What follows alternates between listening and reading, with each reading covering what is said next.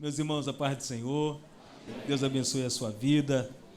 Nós já sentimos a presença de Deus, já adoramos. E eu vou pedir para que você abra sua Bíblia comigo no livro de Lucas, capítulo de número 24. Evangelho de Lucas, capítulo de número 24. Nós estaremos lendo verso de número 13 e 17.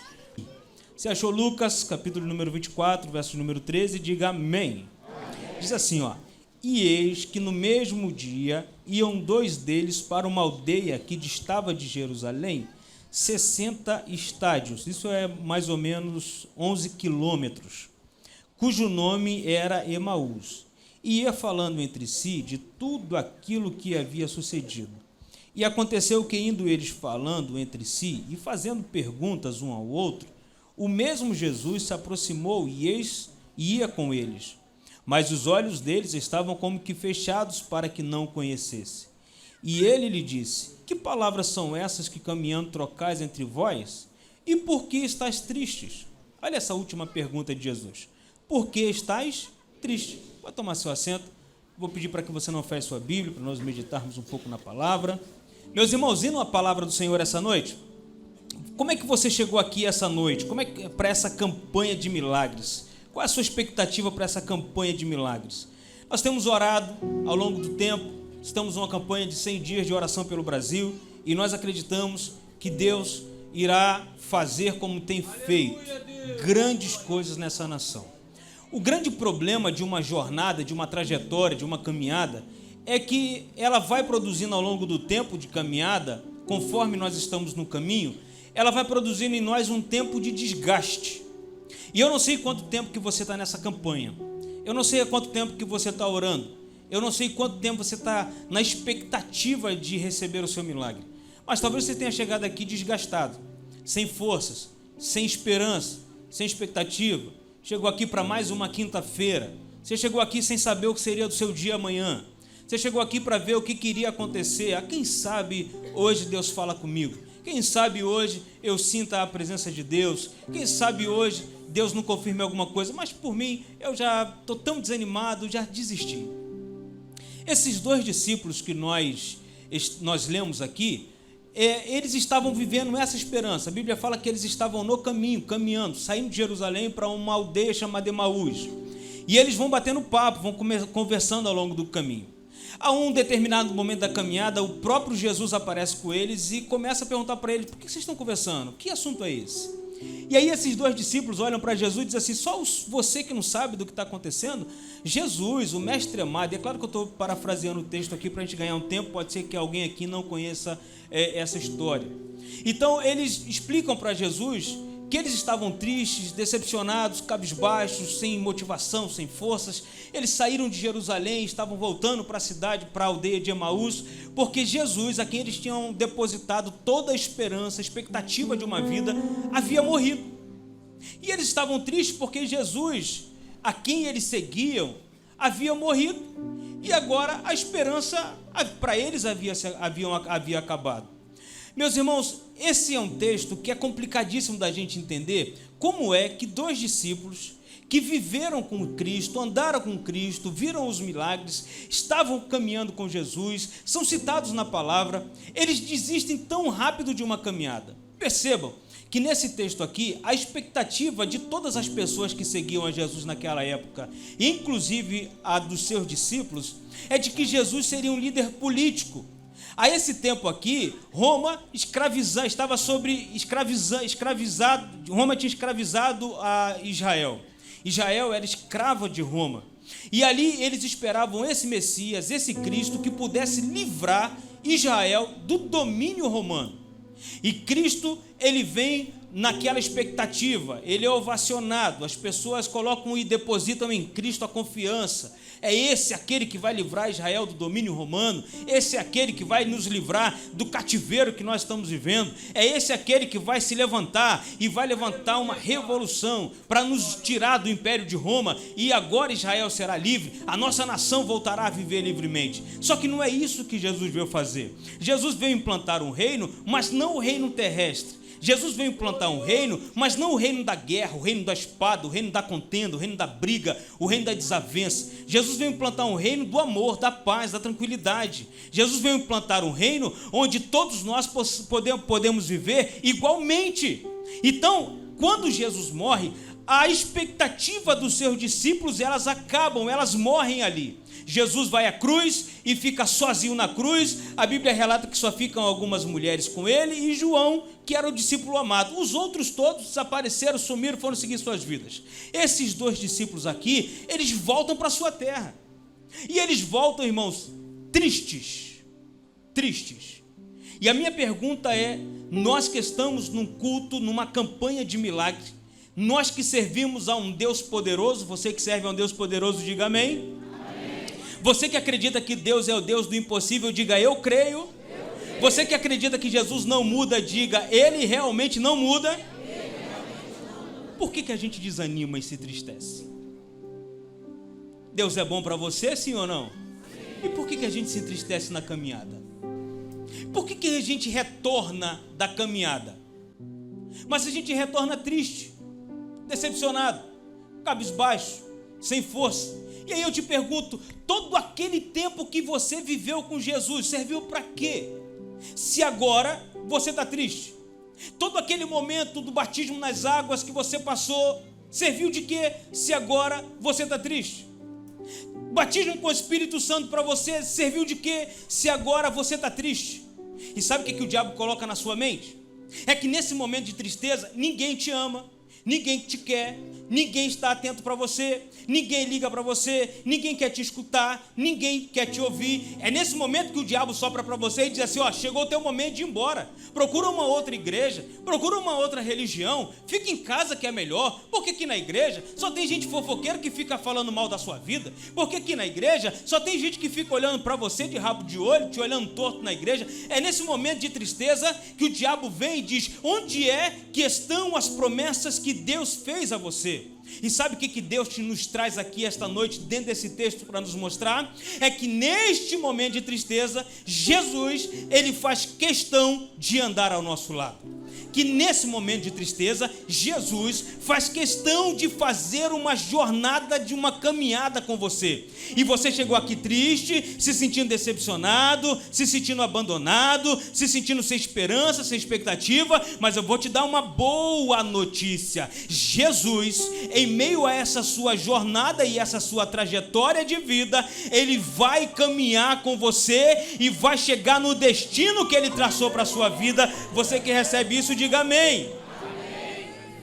Mas não é sobre isso que eu vou falar, porque eu já preguei sobre isso uma outra oportunidade. Eu quero falar sobre os motivos que nos causam tristeza nessa caminhada. O primeiro motivo que nos causa tristeza nessa caminhada é que nós ficamos tristes na caminhada cristã porque nós não entendemos o propósito de Deus para a nossa vida. Vou repetir, nós não entendemos o propósito de Deus para a nossa vida. Gente, Jesus, Ele precisava morrer. A missão de Cristo era morrer na cruz. E por que esses discípulos agora estão tristes? Porque eles não entendem o projeto de Deus para a vida deles. Porque a cruz não era a derrota de Jesus. Porque a cruz não era o fim da história. Pelo contrário, a cruz era a conclusão da missão. A morte de Jesus na cruz era o início de uma vida abundante para aqueles discípulos. A morte de Jesus na cruz garantiria uma vida com Deus para sempre e eternamente. A morte na cruz garantiria que o Jesus, o Mestre, voltaria para o Pai, mas enviaria o Consolador, que estaria conosco todos os dias até a consumação dos séculos. Aquela morte, a morte de Cristo, não indicava a derrota. Sabe o que indicava? Indicava uma vida de poder, porque Jesus disse, vou para o Pai, mas vocês serão revestidos de poder, vocês serão cheios do poder do Espírito Santo, vocês serão renovados pelo Espírito Santo. Aquele momento de decepção, aquele momento de tristeza, aquele momento de abandono ficaria marcado na história como a vitória da igreja. Por isso, queridos, nós não vencemos pela nossa força, nós vencemos pelo sangue do Cordeiro vertido na cruz do Calvário. Nós não vencemos pela nossa expectativa, mas vencemos porque um dia o Cordeiro de Deus resolveu morrer na cruz por mim e por você e nos garantiu uma vida de vitória para sempre. Diga amém se você concorda com isso. Mas quando nós não entendemos o propósito de Deus para nós, nós ficamos decepcionados e nos entristecemos e queremos retornar da caminhada. Às vezes a gente acha que a vida cristã é uma vida sem dificuldades. Talvez existe alguém aqui que veio para a igreja porque ouviu uma mensagem dizendo: venha para Jesus, porque Jesus vai resolver todos os seus problemas. Aí você falou: opa, é isso que eu preciso. Venha para Jesus, porque todos os seus problemas serão resolvidos. Venha para Jesus, porque você será curado. A gente nunca imagina, irmão, que a vida cristã é uma vida tão difícil. A gente nunca imagina que uma vida cristã é uma vida de renúncia, de luta, de batalha, de guerra.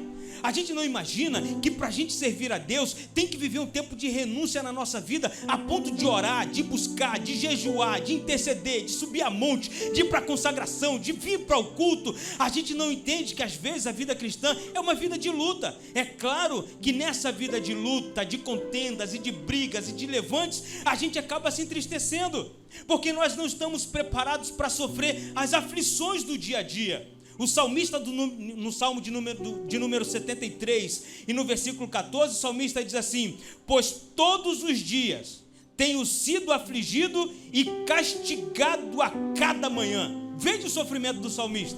Agora, no Salmo de número 119 e versículo 67, o salmista diz assim, ó: antes de ser afligido, eu me extraviava, mas agora guardo a tua palavra. A aflição nos aproxima mais do caminho de Deus. Agora, depois da aflição, eu não me extravio mais, eu não me desvio mais, eu não perco mais o foco. Pelo contrário, agora, depois da aflição, eu me envolvo mais com a palavra, eu busco mais a palavra. Agora que eu fui aflito, que eu sou afligido, eu busco mais a oração e a caminhar obedecendo a palavra do Senhor Jesus. Ainda no Salmo de número 119, o verso 71, o salmista diz assim, ó: foi-me bom ter sido afligido, mesmo que eu não tenha percebido na hora. Porque nenhum de nós aqui temos prazer na aflição, nenhum de nós aqui temos prazer na dor. Quem é que tem prazer em ficar internado no hospital? Quem é que tem prazer com uma dor de cabeça? Quem é que tem prazer em sentir uma dor de dente? Nenhum de nós temos prazer na dor. Mas o salmista diz assim: foi-me bom ter sido afligido, para que eu aprendesse os teus estatutos. Veja, a aflição nos leva a aprender o que Deus quer de nós. A aflição nos leva a entender qual é o projeto de Deus para nós. Portanto, queridos, até o próprio Jesus foi afligido a ser levado à morte de cruz, mas como cordeiro mudo, ele não abriu a sua boca. Ele foi afligido, ele sofreu, apanhou, sangrou, mas por amor a mim, por amor a você, ele não abriu a sua boca, porque ele entendia que aquele momento de aflição produziria para a humanidade um tempo abundante de glória. Ele sabia que aquele momento da aflição produziria para a nossa geração um tempo onde nós nos reuniríamos na DIG, levantaríamos a nossa mão e adoraríamos a Ele como o único e suficiente Salvador. Aleluia! Quem sabe hoje a gente não pode perguntar para o Senhor: Senhor, eu não quero mais saber o porquê dessa aflição, eu quero saber para quê. Porque quando nós não entendemos o propósito de Deus para nós, nós nos entristecemos e queremos voltar da caminhada. Nós não entendemos que para tudo Deus tem um propósito. Vou repetir para você guardar isso: para tudo Deus tem um propósito. Para tudo Deus tem um propósito. Há propósito nas perdas. A propósito, quando algo dá errado, você estava para fechar aquele contrato, deu errado e você agora chora e diz: Senhor, por quê? Era o contrato da minha vida. Deus tem o propósito do porquê não aconteceu. Aleluia, glória a Deus. Senhor, aquela porta estava certa e do nada ela fechou. Olha para mim aqui. Deus tem um propósito porque esta porta fechou. Irmãos, qual de nós aqui nunca ficou triste, frustrado ao perder o ônibus estando atrasado para chegar ao trabalho? E a gente não xingou, não reclamou, não falou: meu Deus, por quê? Eu cheguei, dei sinal, o ônibus foi embora, motorista imprestável, eu vou ligar lá para a central e vou reclamar desse motorista. Aí quando você chegou lá na frente, foi um assalto, Jesus te livrou do assalto. Chegou lá na frente, a condução quebrou, Jesus te livrou desse transtorno. E às vezes, por não entender que aquele momento era um momento de livramento, nós murmuramos e reclamamos daquele que sabe todas as coisas e que tudo pode fazer. Para tudo Deus tem o seu propósito. Para esses discípulos no caminho de Emaús, a morte era o final. Eles não entenderam. E eles não entendiam que a morte, neste caso, era o início de um futuro glorioso e de vitória para a sua igreja e para nós que estamos aqui. Segunda coisa, porque nós nos entristecemos na caminhada. Você quer saber? Diga: eu quero. Simples. Porque quando nós lemos o verso de número 20 e o verso de número 21, olha o que diz a Bíblia. E como os principais dos sacerdotes e os nossos príncipes o entregaram à condenação de morte e o crucificaram. E nós esperávamos que fosse ele o que remisse Israel. Mas agora, com tudo isso, é já hoje o terceiro dia desde que essas coisas aconteceram. Segundo motivo pelo qual nós nos entristecemos na caminhada é que nós só focamos na adversidade. E meus irmãos, a vida cristã tem dificuldade, sim ou não?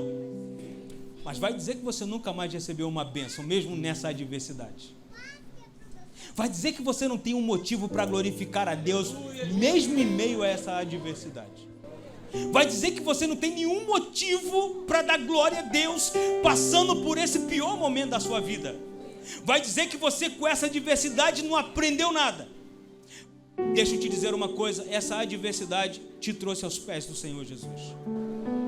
Essa perda te trouxe à igreja no dia de hoje. Esse desemprego te trouxe ao culto de milagre na quinta-feira. Esse problema na sua família, com seus filhos, te trouxe para orar às 19 horas aqui na igreja. Essa crise no Brasil, que todos nós olhamos e pensamos, o Brasil vai acabar, nos levou a orar de meia-noite com o pastor Marcos no Facebook. Sabe o que é isso? É Deus nos fortalecendo para um tempo de abundância que está para vir. É Deus nos preparando para um tempo de crescimento abundante que está por vir. É Deus nos preparando para viver os melhores momentos da nossa vida. Mas pastor, e agora? Seja fiel no pouco. Sobre o muito te colocarei. Tudo começa no pouco. Tudo começa no mínimo. Se nessa luta que você estiver enfrentando, você conseguir dizer: Senhor, eu te agradeço, porque faltou o feijão, mas não faltou o arroz. Aleluia. Senhor, eu te agradeço, faltou a carne, mas não faltou o frango. Senhor, faltou o frango, mas tem o ovo. Percebe isso? Senhor, faltou a condução, mas não falta a perna para eu caminhar para a igreja. Oh, aleluia, glória ao Senhor Jesus. Olha quantos motivos nós temos para agradecer a Deus em meio à adversidade que nós estamos enfrentando, irmãos. Aleluia. Às vezes você saiu do consultório médico, o médico disse: ó, é esta enfermidade. E você diz: Senhor, obrigado, porque eu tenho voz para te adorar. E enquanto houver voz em mim, eu vou te adorar até que o Senhor volte para buscar a sua igreja. Sabe o que é isso, irmãos? É nós aprendendo em meio à adversidade que o Senhor e somente o Senhor nos basta, e que nenhum problema é maior do que o Deus que nós enfrentamos. Você tem motivos para agradecer? Levante suas mãos essa noite e agradeça ao Senhor. Tira os teus olhos dos problemas esta noite. Tira os olhos da dificuldade esta noite. Tira o olho da adversidade esta noite e veja quantas bênçãos o Senhor tem dado junto a nós nesta casa. Veja quantos milagres o Senhor promoveu até a nossa chegada aqui, irmãos, aleluia.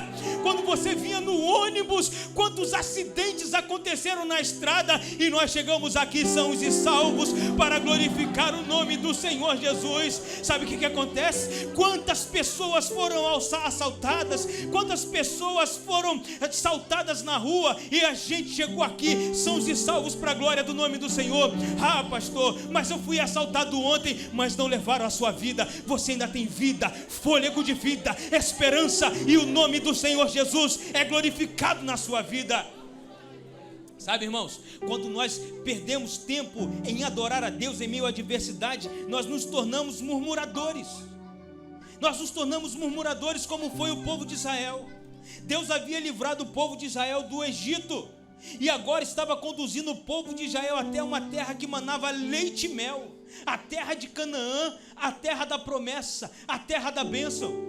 Mas enquanto o povo fez essa trajetória, ao invés do povo olhar para Deus e agradecer pela nuvem que o cobria do sol, agradecer pela coluna de fogo que os esquentava de noite, o povo resolveu murmurar e ia dizer para Moisés: Moisés, a gente vai morrer nesse deserto, eu preferia comer as cebolas do Egito. Olha que povo ingrato, lá trabalhava dia e noite, escravizado, apanhando, sendo escravo, sem esperança. Agora o povo sai, com os olhos olhando para o alto, mas com o pensamento no Egito. Sabe o que falta para nós, queridos? Deixar um pouco o Egito de lado e olhar para agora. Pastor, a trajetória de deserto, a trajetória é cansativa, mas nós chegaremos no lugar em que Deus prometeu para nós. Nós chegaremos e usufruiremos daquilo que Deus prometeu para nós. E nesse tempo de deserto, enquanto nós atravessaremos o deserto, nós vamos cantando que só o Senhor é Deus, só Deus é o Senhor. Aleluia. Está te faltando roupa em casa? Está te faltando calçado em casa? Não está? Então por que você não glorifica a Deus ao vir para o culto? Por que você não adora a Deus para vir para o culto? Porque o povo de Israel reclamava, chegava para Moisés e falava: Moisés, estou com fome. Deus enviava maná. Estou enjoado de maná, quero carne. Deus enviava carne. Moisés, não tem água. Deus transformava as águas amargas em águas doces. Moisés, ainda estou com sede, enjoei dessa água transformada aqui. Deus fez brotar água da rocha para o povo beber, e ainda assim um povo ingrato que reclamava. Deixa eu te perguntar essa noite: você vai perder tempo murmurando, ou vai ganhar tempo adorando aquele que tudo pode, aquele que tudo é e aquele que tudo vê, para a glória do nome do Senhor Jesus? Aleluia. Aleluia. Se você tem motivos para agradecer, levante suas mãos esta noite e adore ao Senhor Jesus, que tudo pode, que tudo vê, que está aqui esta noite, que conhece o nosso coração, que sabe do que precisamos, que sabe daquilo que necessitamos, que não nos abandona no tempo de crise, que não nos deixa no tempo de tristeza, mas que aquilo que Ele prometeu, Ele cumpre. Meu irmão, Deus não decepciona ninguém. O nosso Deus não decepciona ninguém. O nosso olhar que é um olhar errado, o nosso olhar que é um olhar que falta. A gente olha para a cruz como se a cruz fosse derrota, mas a cruz é a nossa vitória. Levanta os teus olhos. Aquilo que você pensa que é derrota para você vai se transformar na maior vitória da sua vida. Aquilo que você pensa que é desgraça na sua vida vai transformar na maior bênção que Deus pode fazer, porque é Ele que inverte as suas situações adversas na vida e transforma num momento de grande alegria. Então essa noite, tire essa capa do luto, coloca um sorriso nos lábios e adora ao Senhor que tudo pode. Aleluia, aleluia, aleluia, aleluia, aleluia, aleluia. Oh, glória a Deus, oh, glória a Deus, oh, glória a Deus, oh, glória a Deus. Enquanto houver fôlego, meus irmãos, o diabo não vai vir em nós tristeza, nós não nos entristeceremos na caminhada. Então receba essa noite a alegria do Espírito Santo de Deus, recebe força de Deus para sobreviver em meio à crise, porque você viverá um tempo de milagre. Você que acredita nessa palavra, fique de pé e dê um glória bem alto a Jesus. Aleluia, aleluia, aleluia, aleluia, aleluia, aleluia, glória a Deus, glória a Jesus. Levante suas mãos comigo em nome de Jesus. Oh Senhor, aleluia, oh aleluia. Eu quero convidar você a tirar um momento agora só para você adorar o Senhor. Adorar o Senhor, porque nessa caminhada Ele tem te dado forças, ânimo, coragem. Adorar o Senhor pelos anjos que Ele deu ordem a te guardar dia e noite, para você estar aqui adorando a Ele. Adorar o Senhor pela voz que Ele te dá essa noite. Adorar a Deus pelas pernas que Ele te deu para chegar neste culto. Adorar a Deus por esse irmão, por esta irmã que teve a ousadia de te dar essa carona. E você diz: Senhor, eu não sei nem como eu vou voltar para casa, mas de uma coisa eu sei: eu vou voltar alegre, com um sorriso nos lábios, e adorando ao Senhor, glorificando ao Senhor, bendizendo ao Senhor. Nós vamos cantar uma canção, e eu quero convidar você que está aqui, que não entendeu o tempo nem um projeto de Deus para você, e por algum motivo você se afastou da igreja, sai do seu lugar esta noite. Nós vamos orar por você. Pastor, eu quero entregar a minha vida para Jesus. Eu não quero sair daqui hoje sem deixar de ir à frente e entregar a minha vida para Jesus. Eu te convido, sai do seu lugar esta noite. Vem aqui entregar a sua vida para Jesus. Mas vem correndo, vem correndo, vem correndo, porque Deus tem grandes bênçãos para você esta noite. Deus tem grandes coisas para você. Deus tem projetado um novo caminho para você. Ei, moço, moça, sai do seu lugar esta noite. É noite de decisão. Está vindo o primeiro moço para Jesus. Você pode aplaudir ao Senhor enquanto nós cantamos esta canção. Saia do seu lugar. Oh, aleluia. O que mais não fará por mim? Glória a Deus. Venha, venha, venha. Saia do seu lugar esta noite. Oh, aleluia. Glória a Deus. Glória a Deus. Glória a Deus, glória a Deus. Estou só esperando você, preciso terminar. Sai do seu lugar, venha. Pastor, quero entregar minha vida para Jesus. Pode sair do seu lugar, vem, nós vamos orar por você hoje. Glória a Deus. Se você sabe cantar essa canção, diga.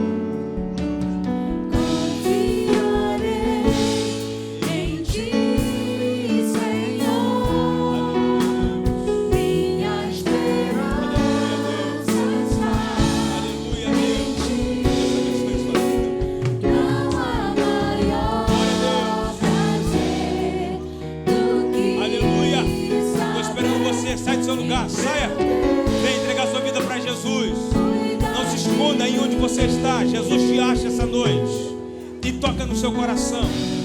Deus tem novos planos, novos projetos para você essa noite. Sai do seu lugar, nós vamos orar por você. Queremos muito orar pela sua vida. Queremos muito orar pela sua vida. Sai, venha, em nome de Jesus, sinta-se livre para vir entregar sua vida para Jesus hoje. Em nome de Jesus, sinta-se livre para voltar para os caminhos do Senhor. Hoje é a tua noite de revirar isso que está acontecendo na sua vida. Venha, sai do seu lugar, em nome de Jesus.